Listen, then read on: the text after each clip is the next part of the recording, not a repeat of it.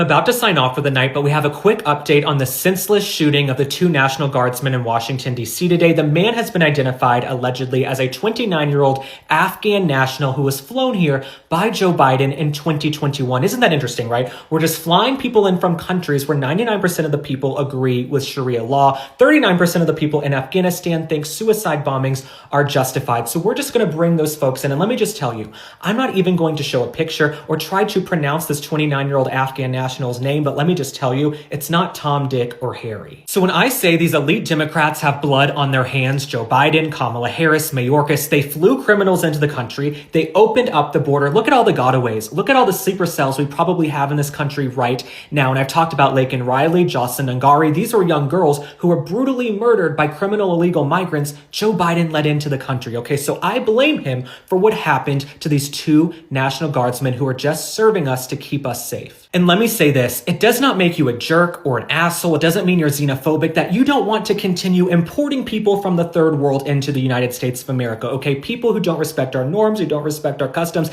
it doesn't make you a jerk, okay? We can support immigration, but you gotta come to the country the right way. You gotta come through the process. We can't have open borders. We can't be flying people in from Afghanistan anymore. In fact, we have to ramp up these deportations, but we also have these leftist Democratic judges who are fighting the president tooth and nail to stop this every single day. And Joe Biden, he bragged about these Afghan nationals. Let's take a look at that clip. We've done so much to help thousands of Afghan families resettle in the United States.